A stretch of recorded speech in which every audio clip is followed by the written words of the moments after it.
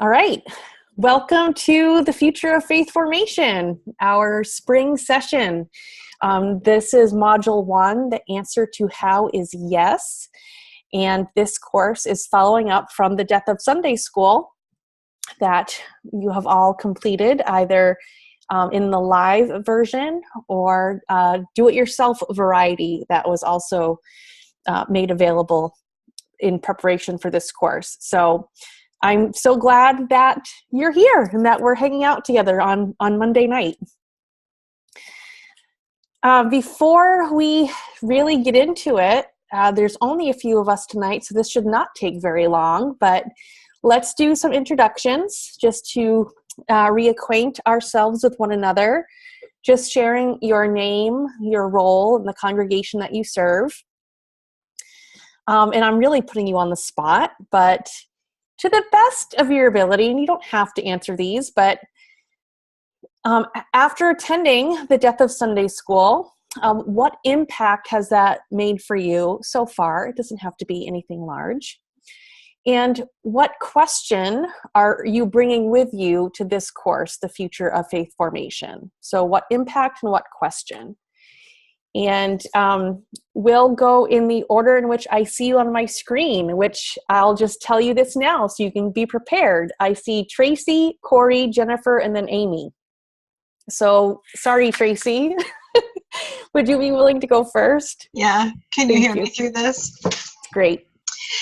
So my name is Tracy Brenneman. I serve two congregations in Westchester County, New York, the UU congregation in Mount Kisco, New York, and the one in Hastings-on-Hudson, New York. And I think that having participated in Death of Sunday School has really helped me focus on process.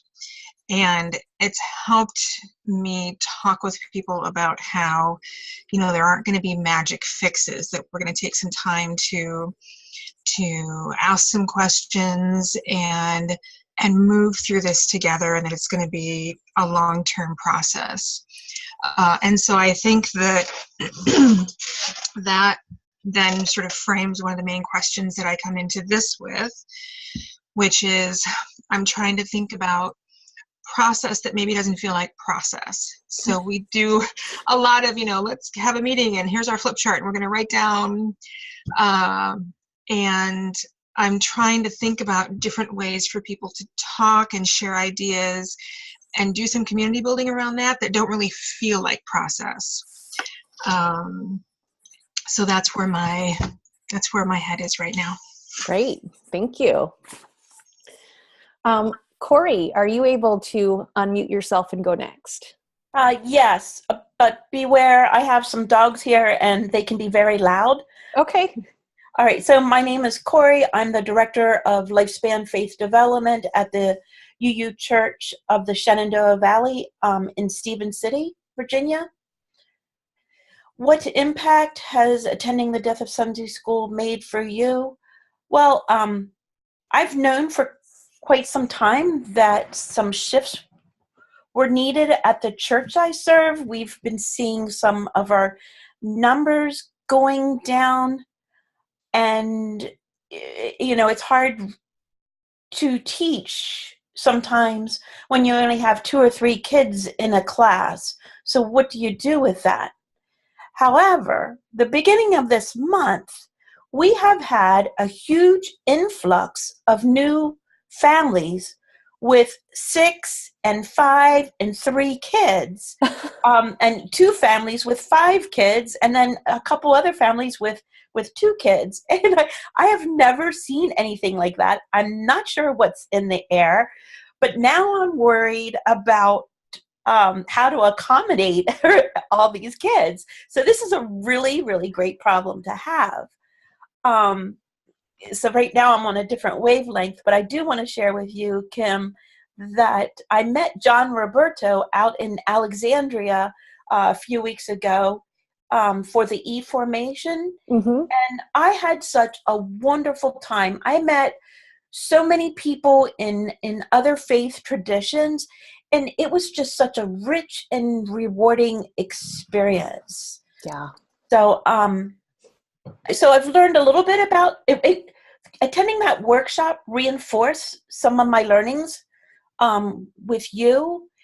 And then I'm also looking forward to what is next. Yes, the numbers are spiking right now, but I also understand the future that, like you've shared with us in other ways. So, you know, how else can I engage our families? So thank you. Great, thank you. Jennifer, could you go next? Can you hear me? I can. Awesome. My name is Jennifer Reed, and I am from church, Thomas Jefferson, in Louisville, Kentucky. And I'm sitting in for Barb. She is the DLRE and out of town. I did take the last course, but off the top of my head, I can't think. I can't imagine why. Hi. The questions that I have now is, where do we go next? And I'm still relatively new to the whole thing. I have been helping out the director quite a bit.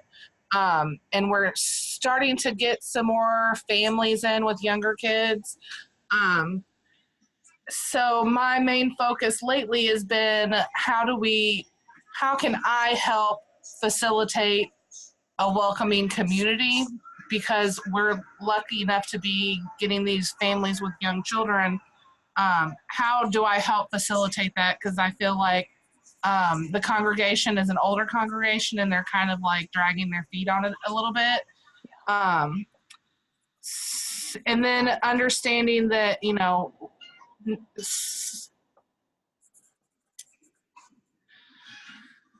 my brain isn't functioning right now, but just so right now it's, you know, how do we help these families, and how do we extend to them the welcome that they deserve to have in the congregation?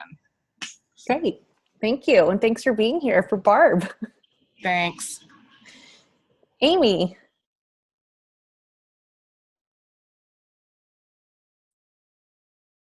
There it goes. There you Hi, go. everybody. I'm Amy Hunter Reese. I am the DRE at Beacon Unitarian Universalist in Flagstaff, Arizona. And I actually was very thankfully allowed to take the Death of Sunday School just in the last 5 weeks. I think I just knocked it out in 5 weeks. So thank you. But as far as an impact, I really just got done, you know, but I have been talking about it a lot. I think that my enthusiasm is probably infectious, and I'm super jazzed about it. So every time somebody asks me about it, I just spew all of these things that I learned, and they're like, oh, okay, you're excited. But it's been very, very interesting. And I feel that questions that there's so many questions, honestly, but two that really stand out to me is, number one, our church is currently looking at expanding the actual building, and people are connecting this with RE. And the program currently has maybe 5 or 6 kids registered, and looking at history, there could be 60 kids registered.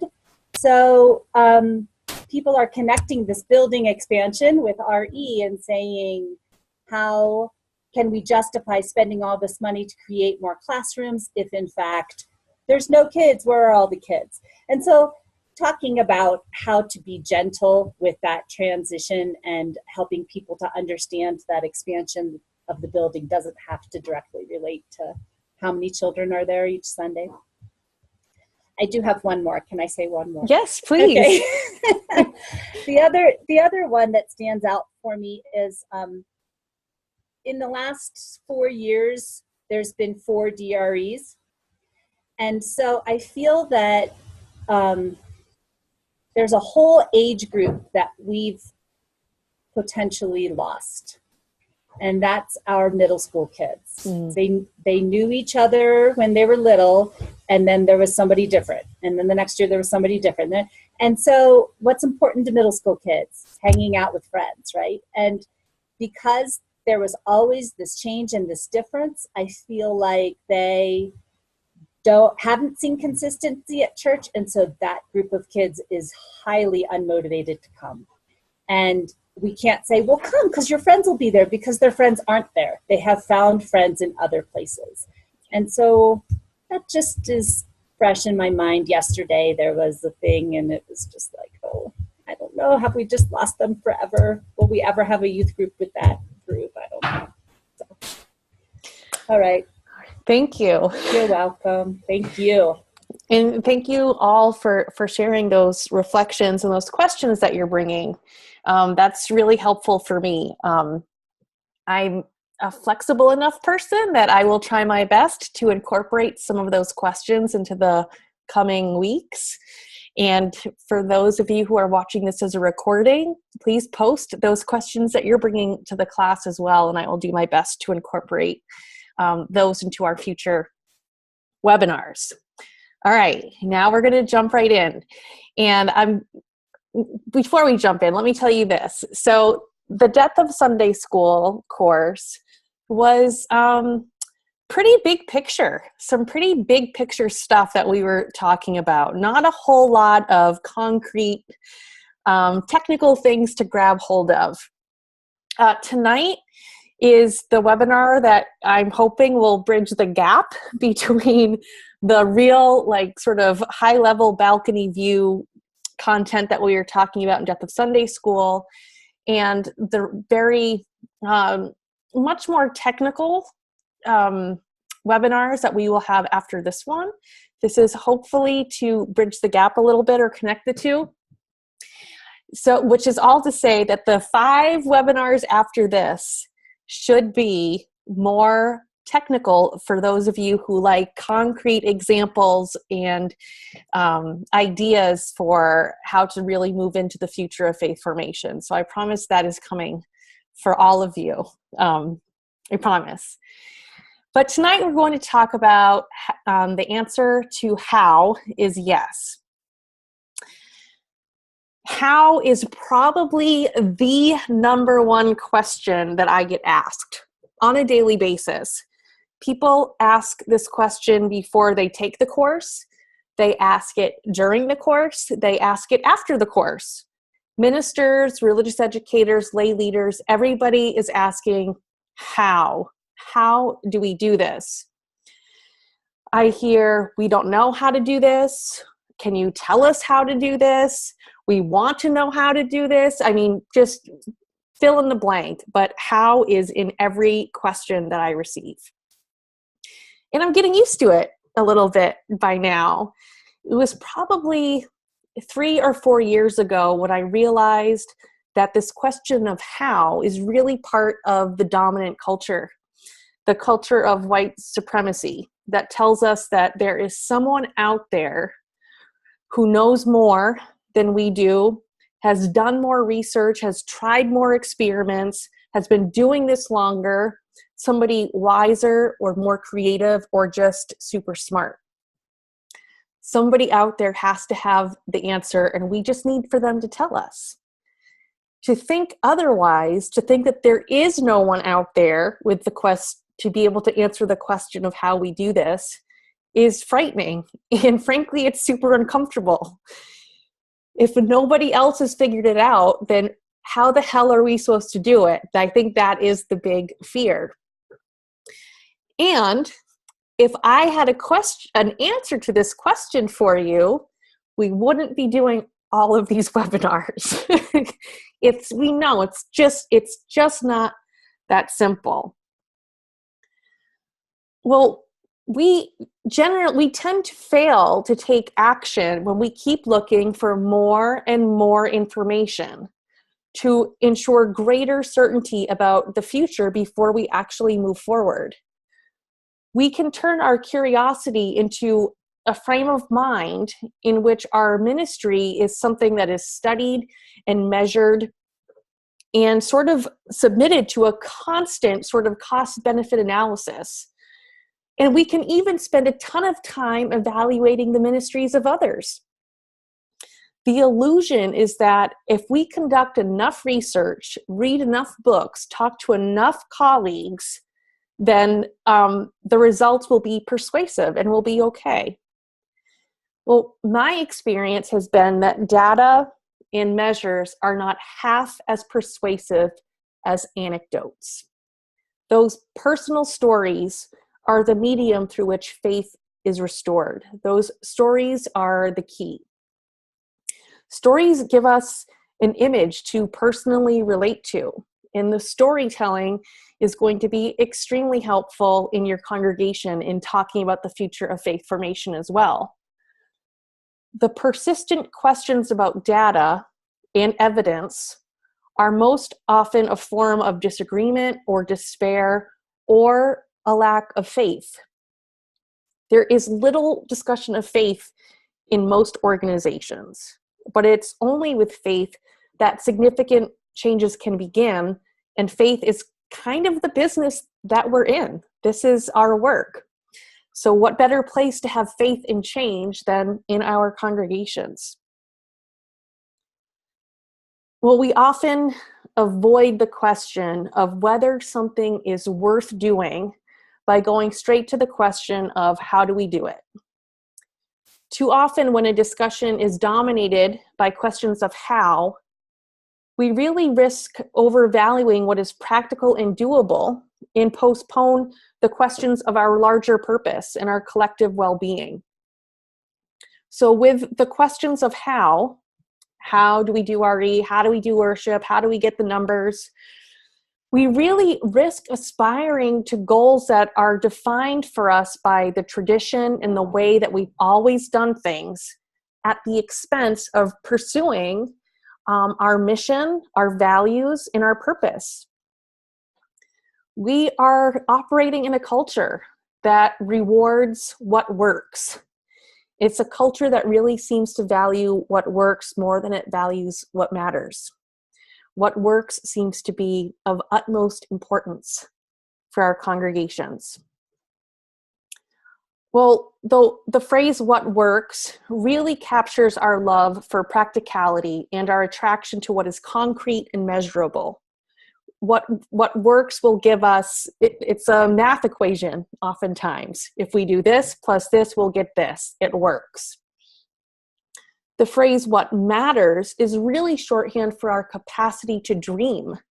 And it gives our ministries those things which are hard to measure and invisible, but often related through stories. We know it matters because we hear those stories from our children, from our families, about how the work that we do matters and makes a difference. My wish is really that we exchange what we know how to do for what means the most to us. So as congregations, there are many things that we know how to do. As in our religious education programs, there are many things we know that work, but what means the most to us and to our ministries and our programs?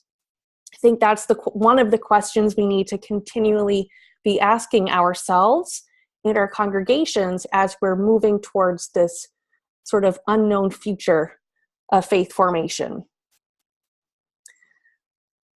The challenge is not that we don't know what matters to us.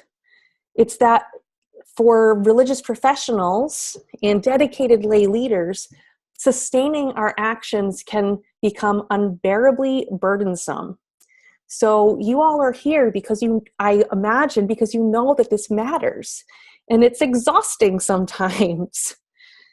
At those moments when we have the space to consider what is in our hearts and what dreams remain for us to fulfill, the task can seem monumental and treacherous. Often we become clearer about what matters to us when we're in a protected learning environment, a spiritual environment, a webinar with a closed learning community, a workshop with John Roberto and interfaith colleagues, a retreat, a conversation with colleagues. In a moment of clear thinking and feeling about what matters to us, we are often determined to act on our insight. But when we return to our congregation to act on that work and that insight, that our determination can become somewhat diluted. What happens is that once we re-enter the culture with all of its power, we face once again the commitments we have made and the expectations of those around us. The pull of getting things done and those questions of how exert their force. And these are the moments when what matters and what works seem most at odds with one another. I see it in congregations all the time. We don't always have the luxury of moving beyond what works, and it's exhausting. I totally get that. I affirm that. Well, what will matter most to us upon deeper reflection is the quality of the experience that we can create in our congregations, not the quantity of the results. All of these yes questions will bring meaning and remind us that if our congregations are to fulfill its purpose, it must possess a willingness to move against the dominant beliefs of the moment. And we are really being called to invent our own next steps, which can be daunting and scary. Now, this doesn't mean that we can't learn from others, all right? It's just that asking how is really a poor method of learning. We do learn by bearing witness to how others approach their ministry. Yes, that is completely true. And we learn from the questions that others have had the courage to ask. Also true. But we're more likely to be transformed from dialogue about what is real and what is illusion. These conversations are qualitatively different from seeing methods and answers. When we're looking for these tools and techniques, which are part of the how question, we preempt all of the other kinds of learning. Well, part of the appeal of making how the question of choice is that it really lifts from us the requirement of going deeper and reflecting on our ideals and what matters. We say we don't have time for this, we don't have time for all of those questions about what matters, but there are deeper reasons to postpone depth because it can make us anxious. Having these conversations can provoke anxiety. We've talked about that. Talking about how and pursuing those how questions is generally the safer path. Asking how becomes a way to avoid all of that anxiety in those hard conversations. Well, our wish for quick action and our love for tools, useful as they can be, distract us from our own values and the reality of our own experience. Endlessly seeking more tools, more skills, more methodology deflects us from accepting the fact that the questions that trouble us might not have clear-cut answers. I think that those of us who have been engaging this conversation for a few months now are keenly aware that there are not clear-cut answers. In a sense, if we want to know what really, really works, we must carefully decide which are the right questions for this moment. Picking the right question is the beginning of acting on what matters, and this is what works. This is how we name the issues by the questions we pursue. For all these questions are actually steps in our action, taking action on the future of faith formation. Good questions, good solid questions are not a project to be completed, but a doorway really opening onto a greater depth of understanding. We need to understand that our task is to shift the demand for the right answer to the search for the right question. That is from Peter Block, which we've seen a number of his quotes and references in these past webinars, probably because he's really smart about managing change. Getting the question right might be the most important thing that we can do. We define our dialogue and, in a sense, our future through the questions that we choose to address. So we can choose to address the how questions. We can also choose to ask different questions. Yes is the right question. For those English majors on the call, I know yes is not a question, but not literally, but as a symbol of our stance towards the possibility of more change. The right questions are really about values, about purpose, aesthetics, human connection, and deeper philosophical inquiry. For our context, the right question is not how much will it cost, how will it attract new people, or how many kids will we have in our program. Those are not the questions that we need to be asking right now. The goal is really to balance what works with what counts and what matters. The challenge is to acknowledge that just because something works, it doesn't mean that it matters. That's the rub. To really commit to the course of acting on what matters, we postpone those how questions and precede them with others that lead to more questions, which will perhaps lead to more questions, which is why we are learning that this is a process that will take longer than we maybe anticipated. This is a marathon, not a sprint. We have to ask ourselves, what have we refused to stop doing because that's the way we've always done it? If we cannot say no to things that we have been doing, then our yes to anything really is meaningless. Accepting the possibility of saying no means that when we finally do say yes to something, it's really an act of volition. It's the clearest test of whether we're acting on our own instincts according to what really matters to us, or whether we have internalized the direction that's been provided by others or by tradition. So to commit to that course of acting on what matters, we postpone the how questions, and which will lead to more questions of yes. In fact, the most useful questions are ones that will entail paradox. Questions that recognize that every answer creates its own set of problems, just what everybody wanted to hear. So we're going to go over some yes questions that draw us deeper into what matters.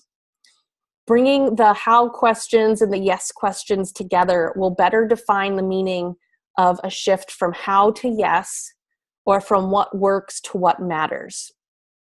And it's just a little change. Maybe it's semantics, but it matters, okay? So what have we refused to stop doing because that's the way we've always done it?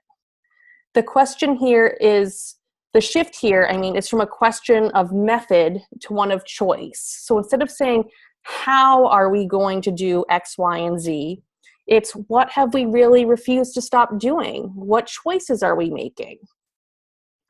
When we move from asking how long will it take to what commitment are we willing to make, well, we have time for all that is really important to us, so the question of time shifts to what is important.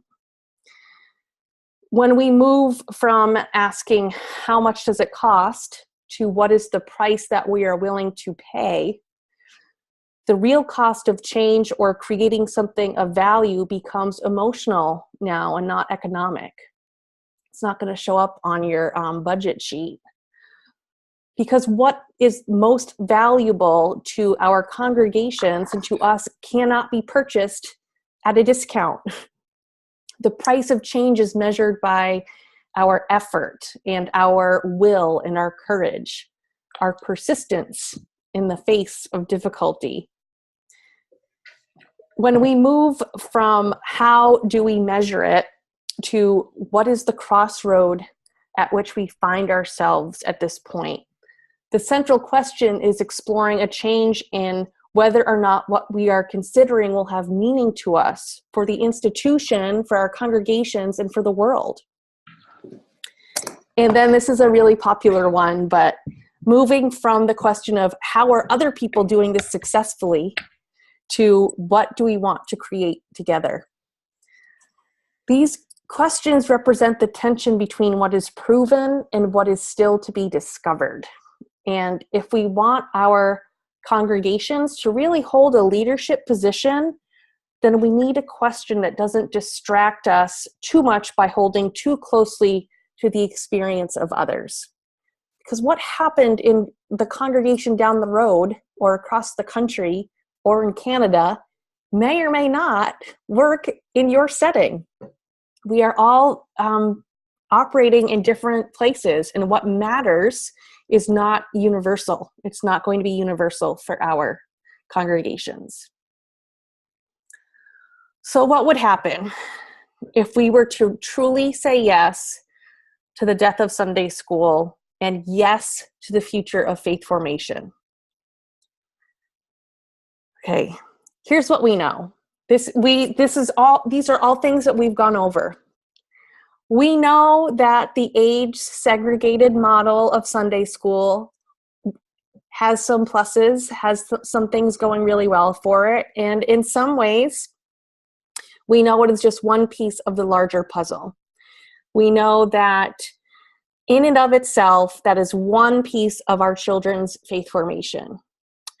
We know that in 2018 now, we know that our parents are experiencing conflicting priorities, that the norm in 2018 is not to attend church every Sunday, but much more sporadically than weekly attendance, which is why some weeks we will have 5 kids and some weeks we might have 45 kids. It's different than it was a generation ago. And we also know that if we want to have adults who worship, we need to raise children who worship. We have gone in the opposite direction for decades, and we are now seeing some of the results of that strategy. We also know that religious education classes, Sunday school, in and of itself is not enough. Even in the best programs, we know that roughly 88% of our kids raised Unitarian Universalist don't return or stay as adults. That is a gigantic percentage. In any other, to whatever credit or weight you give to numbers, I mean, there's a story behind this too if you're more of a story person, but that we can't ignore the fact that RE alone, now we're thinking about how in the past few decades now, that has been almost the sole means of faith formation for our kids. They were very rarely in worship, if at all, and they weren't doing a ton of faith formation at home with their parents. So just in and of itself, alone, it is not working long-term for our kids. We're in the midst of a decades-long norm of relying on religious educators and volunteers and youth groups to pass on our faith. With the majority of our parents coming to us now from other faith traditions or from the large percentage of those raised unchurched, this is not a role that our parents show up knowing how to fill. One of the tough things about coming into a religious community from another faith tradition or from no faith tradition is that you have zero personal experience with raising kids in that faith. So it can feel pretty lonely and like you're making it up as you go. It's pretty hard to be a parent and have no frame of reference for what a UU childhood looks like or for what the role of a parent as primary religious educator looks like. There's no book for that. There's no instruction manual for that. This quote is from a survey by the Barna Group that showed that close to 9 out of 10 parents of children under age 13 believe that they do have the primary responsibility for teaching their kids about religious beliefs and spiritual matters. Great. In the same study, though, it showed that a majority of parents don't spend any time during a typical week discussing religion with their kids.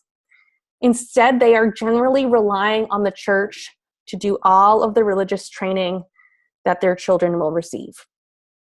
So the report concludes that parents aren't unwilling to provide spiritual leadership for their children. They're just ill-equipped and to lead this way. They have no idea how to do it. They want to, they recognize it's their role, don't know where to begin. So they don't.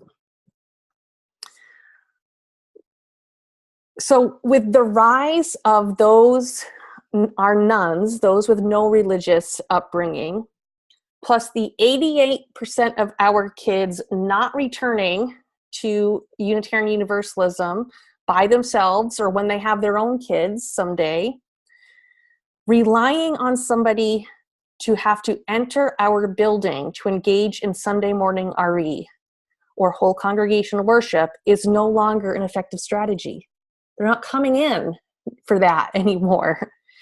And if they don't enter our building, we are relying on parental influence alone, okay?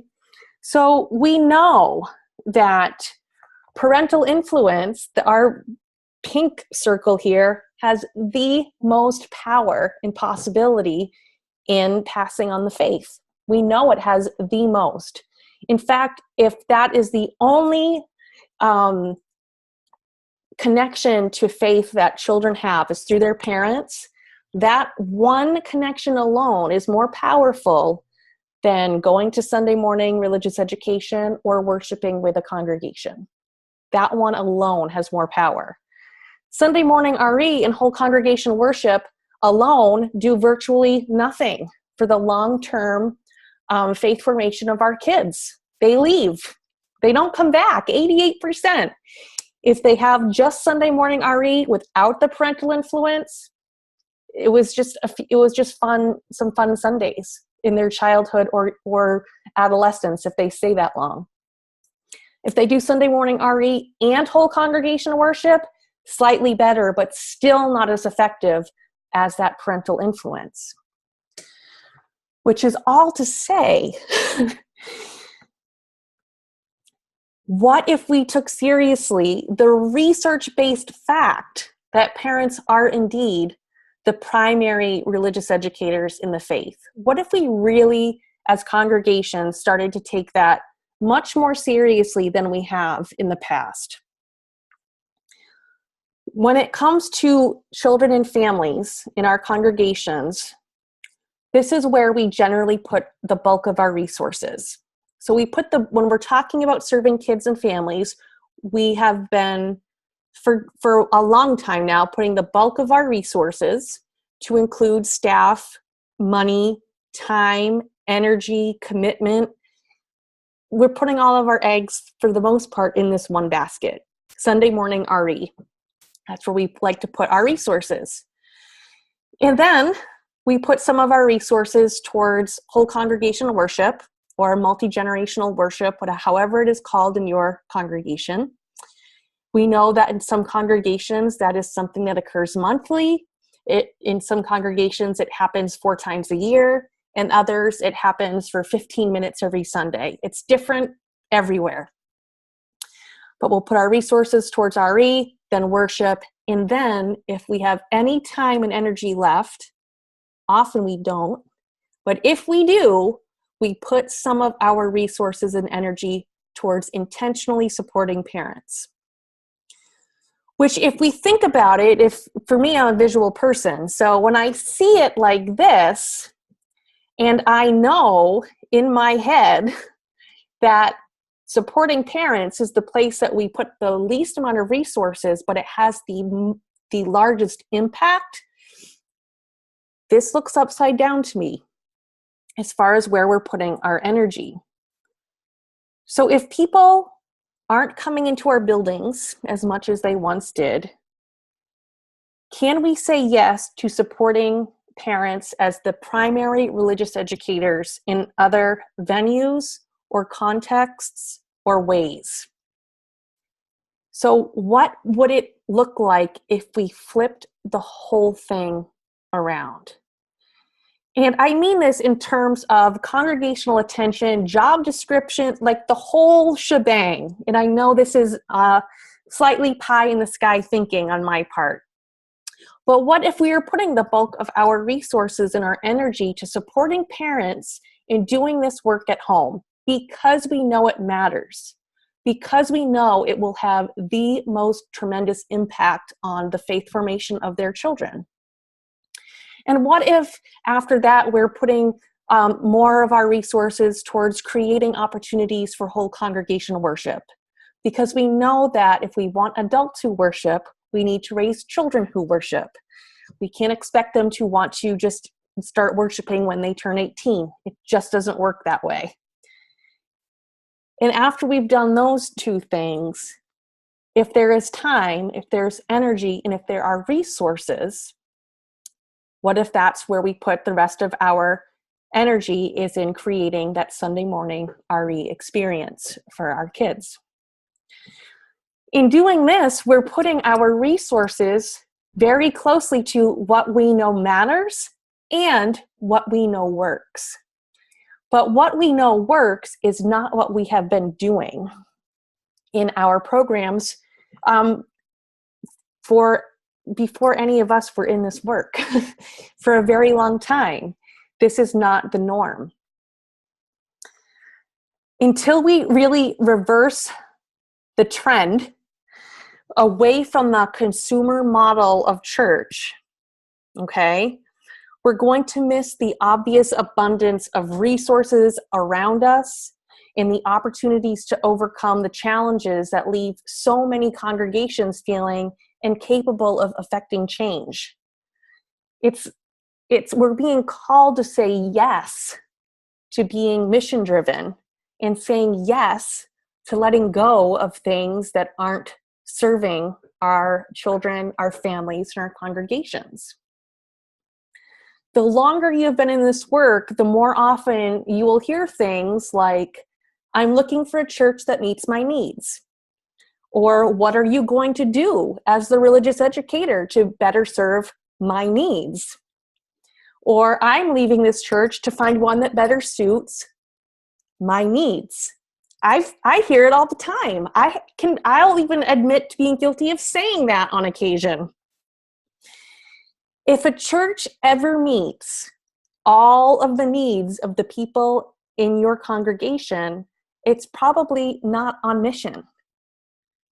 Because the church was never designed to meet everybody's needs.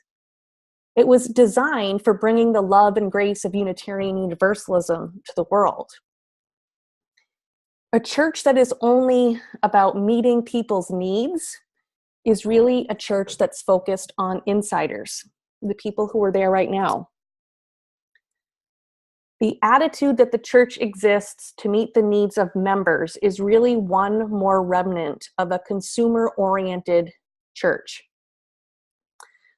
Okay, well, to be fair, we all have a few basic needs. A church should be centered around faith and should be reasonably healthy. And it should focus on the true mission of the church.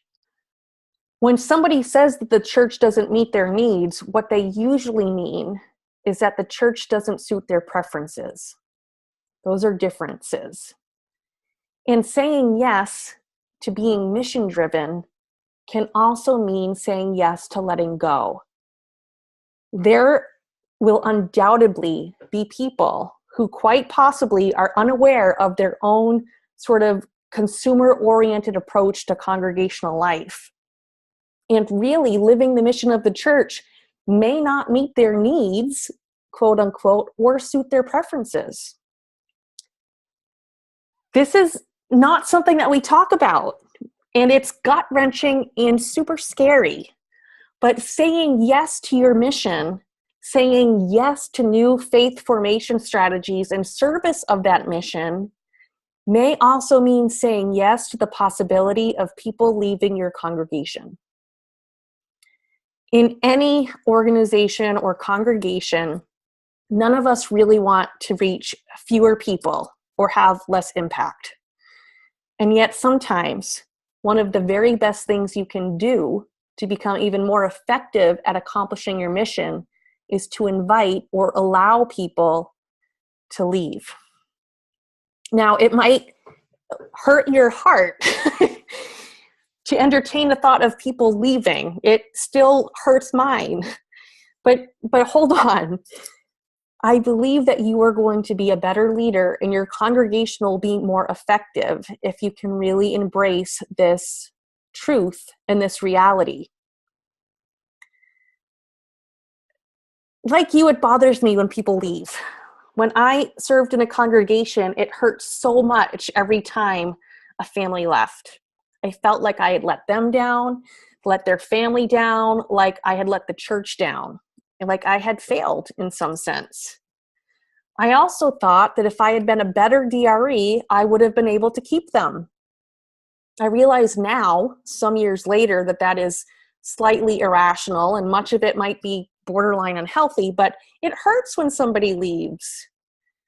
But the longer you let it sort of fester, you'll begin to start living in fear all the time.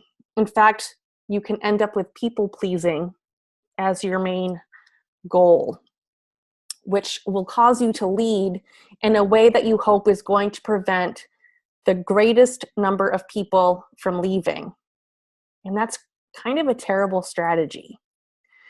The moment you begin to focus more on who you want to keep rather than who you want to reach, you put the mission in danger. And it's simply not possible to please all of the people. I have 2 daughters, and it never seems to fail that when I ask pretty much any question on the planet, like, what would you like for dinner? They will have 2 very opposite answers. One will want something vegan and the other one wants a steak, okay? If I say, do you want to go bowling or to the movies? Yeah. One is hot, the other one is cold. They are never on the same page. One loves summer, the other one hates winter. Like, it just doesn't end, right? And I see the same exact thing happen when we ask questions of our congregants, especially in surveys. It became frustrating and humorous after a while, but when I was serving on regional staff, we would host big events and we would send out surveys to people afterward. And people would comment about how wonderful the food was. And the very next respondent, sure enough, would say it was terrible and disgusting.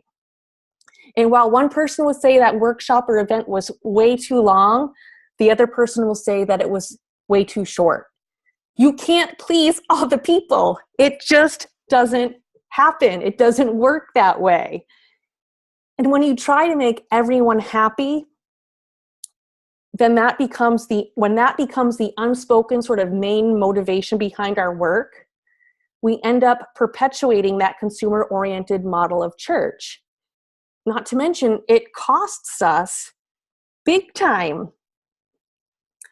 People who are not aligned with your mission and vision always cost something.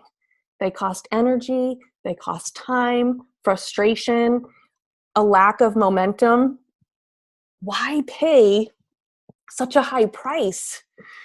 Why not make space for those who are aligned with the mission and the vision of the congregation? Now, having more people is not better than having the right people. Actually, before you have more people, you have to have the right people. The right people are people who are capable of taking on leadership, who are aligned around a common mission and vision, strategy and values, and really have the character to withstand the tests of leadership. When we get those people in place, when we do, amazing things happen. Listen, some people will leave your church and they will find a better fit elsewhere. Releasing people from your congregation or from your ministry does not have to be this sea of nastiness.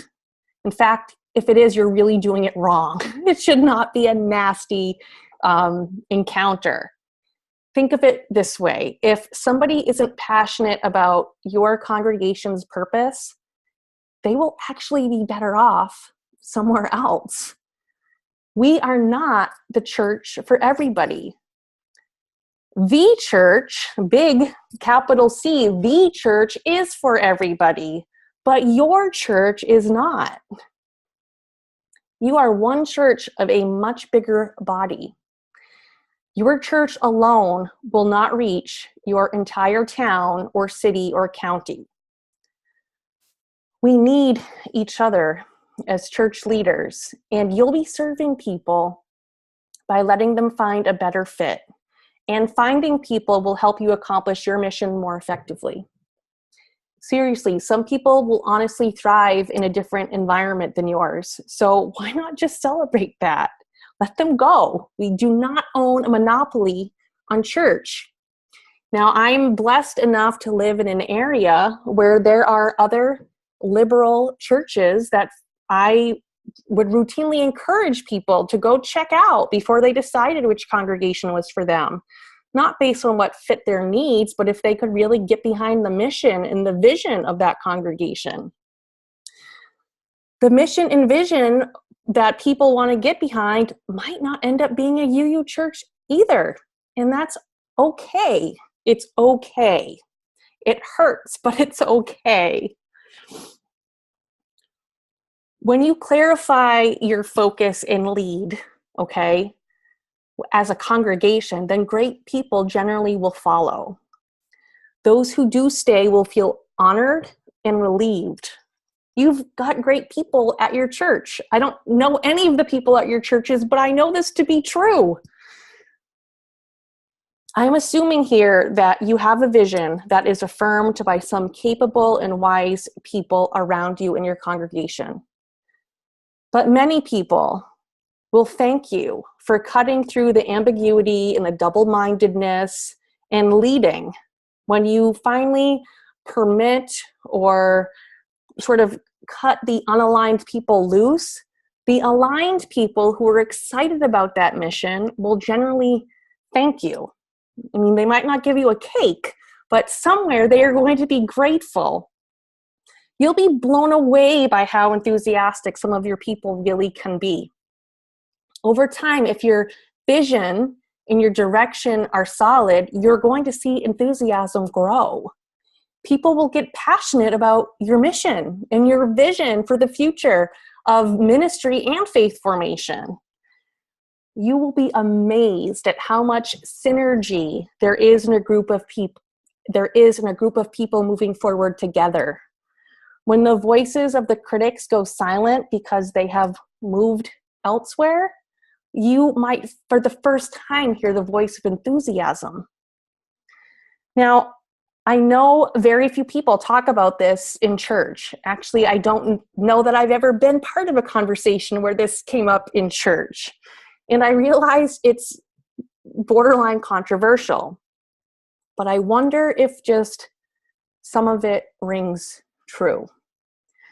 Now, that was big, a little heavy, maybe a little all of the emotions. So I want to check in, do a little pastoral check-in with all of you, hear how you're doing with that sort of train of thought, and get some reactions. And we don't have to go in order. I'll let you all decide if you'd like to check in or react. I see Jennifer has a hand up, the little emoji thing. So if Jennifer, if that was for wishing to speak, you have your permission is granted. Thank you. Yeah. It's just really interesting listening to everything that you have said in the last month, I suppose. I have been making an effort to support parents more. We started a parents chalice circle, and that has kind of evolved into a parents group, kind of a support group. I've just been talking with them, and how can we as a congregation help them feel supported in the different aspects of church and church life, with the coffee hour, with potluck on once a month. What can we do to make them feel more welcome and not not really siloing, but saying, hey, this is going to be our spot so we can support each other, and we want you to support us too and help us. But I'm trying to step up and meet some of those very, very basic needs. Not quite getting to the how can I help them educate their children, because I'm not there yet. But if I can help them and support them in their very basic needs with the church and the community, then we can, as a group, move forward together in learning how to raise our children as we learn ourselves how to be a universalist Unitarian. Yeah, there's no book for it, is there? Right, there's no manual, there's no nothing. So it's all like, oh, well, all this is so new, and it's a lot to take in, and then to transfer that to a young person when I don't have a great grasp of it myself. I've just kind of dove in head first and started going, and we're just going to do it. And so it's just been interesting listening to everything that you said, because I feel like I've started to make some of those steps towards supporting our parents more. Yeah, and you're not alone. I mean, just the numbers alone suggest that 88% of our parents are coming to this new. They're coming to our faith from somewhere else or from nowhere. So, I mean, the majority of our parents and our congregants are learning this as they go. So we're all in good company. Other responses, reactions, all the things.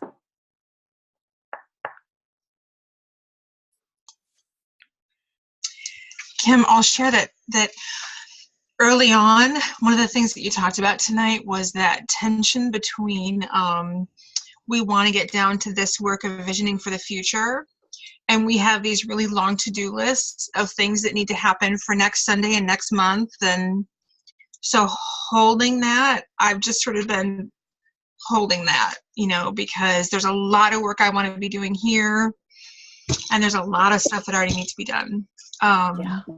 And the second thing that I'm thinking about is pairing needs and vision with capacity. So I feel like we need to be asking families, what do you need from your faith community? And we need to hear from the congregation, what do you feel like you can offer? What are you willing to participate in and support?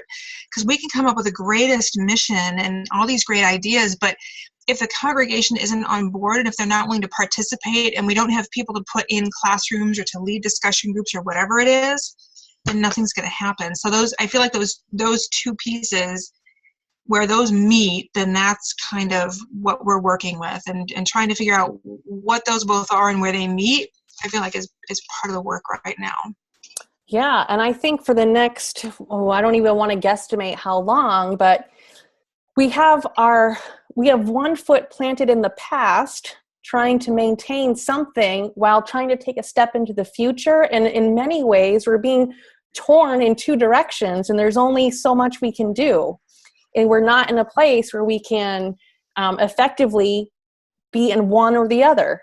So if we just stay in what used to work well, then we're not moving forward. If we jump to the future too fast, then we're going to lose a whole lot. It's tough. This is tough times.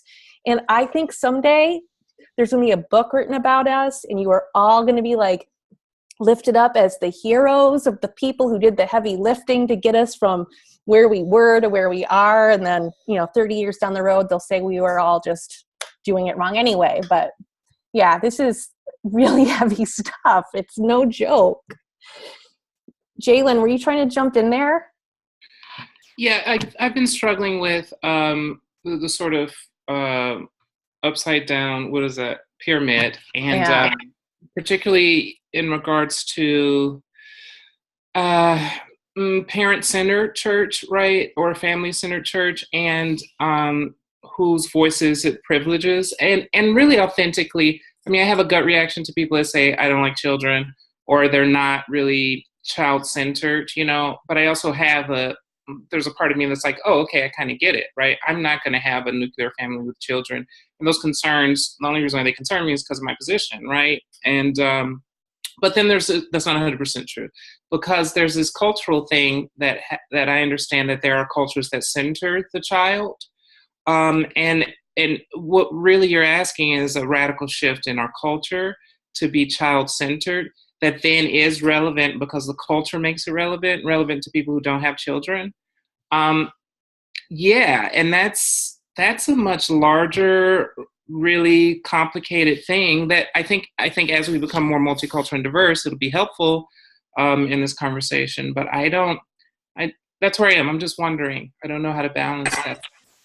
Jay, and I just want to say that I think we are child-centered, but in the wrong way. It's the helicopter parent thing, and what I watch is that the child controls the family. And I'm not talking about developmental needs. I'm talking about. I'm not a bio parent, so it's kind of hard. But I just watch a lot of families get literally led around as if they have a ring through their nose. And I think we need to make church.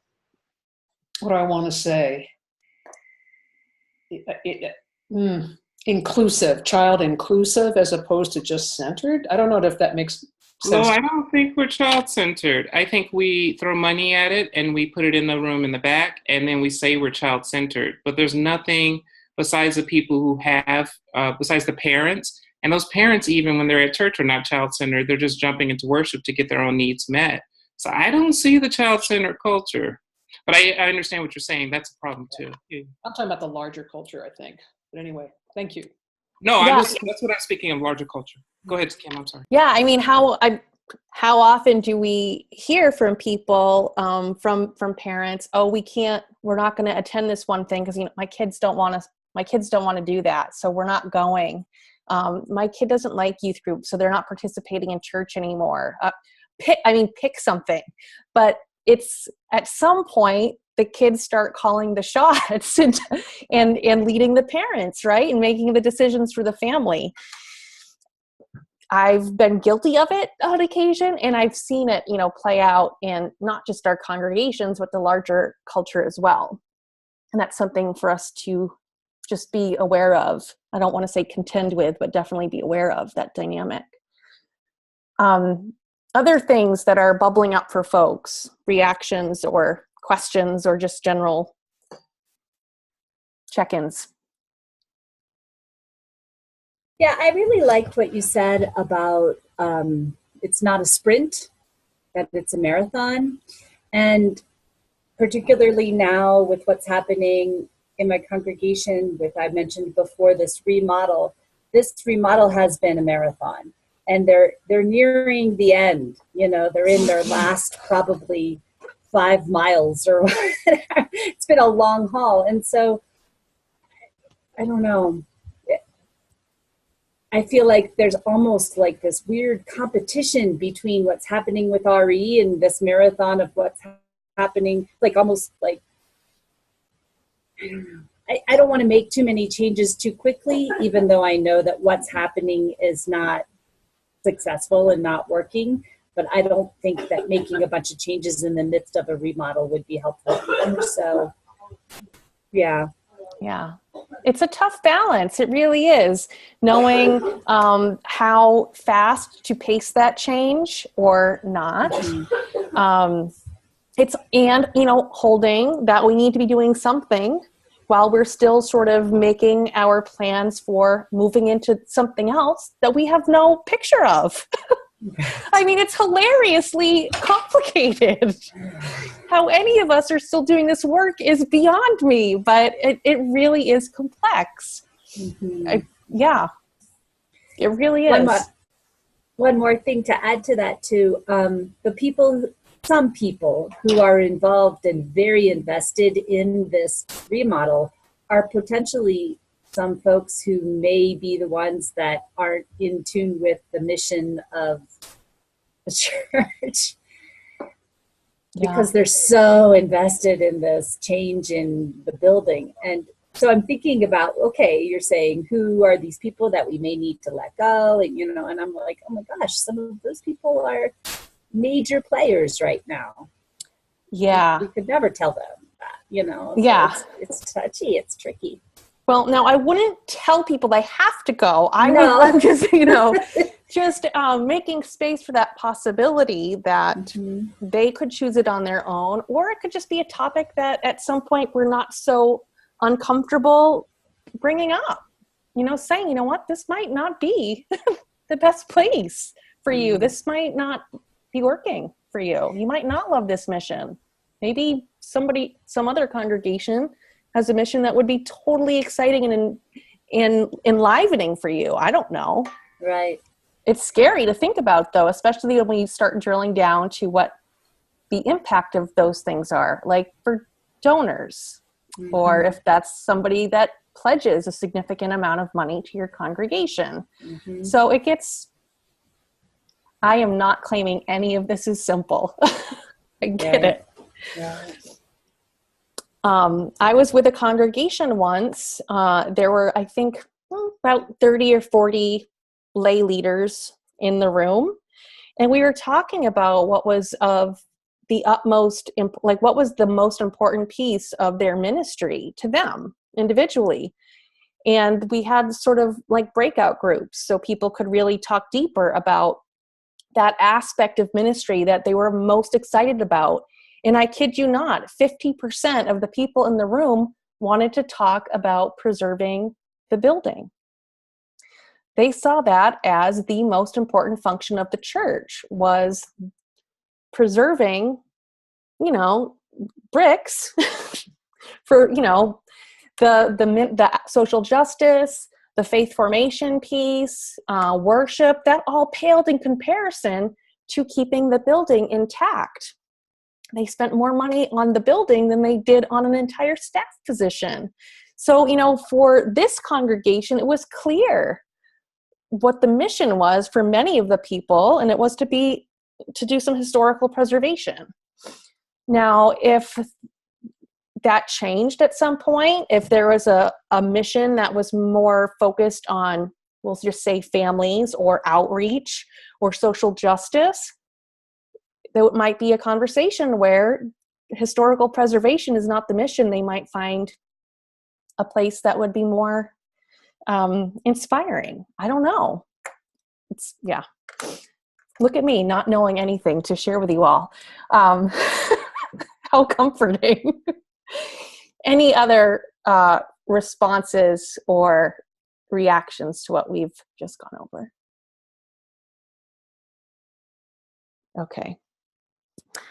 So we're a small group tonight, which means we're also kind of flying through this a little bit faster than we normally do, which is okay. There are some really fascinating articles that are up on the Leadership Institute website that go along with this webinar that I encourage you to read. They're not super long, so don't worry about that.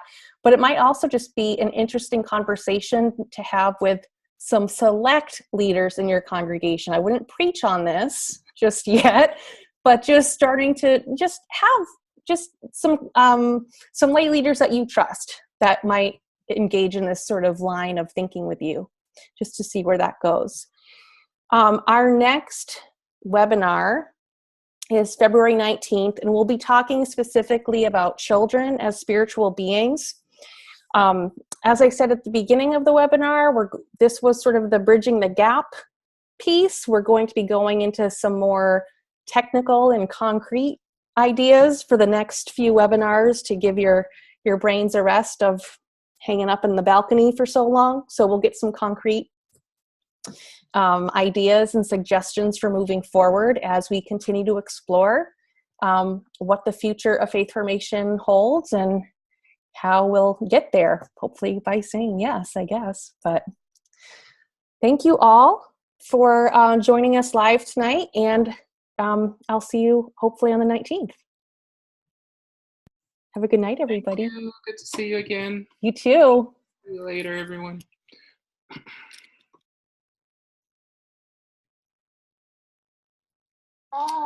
Thank you.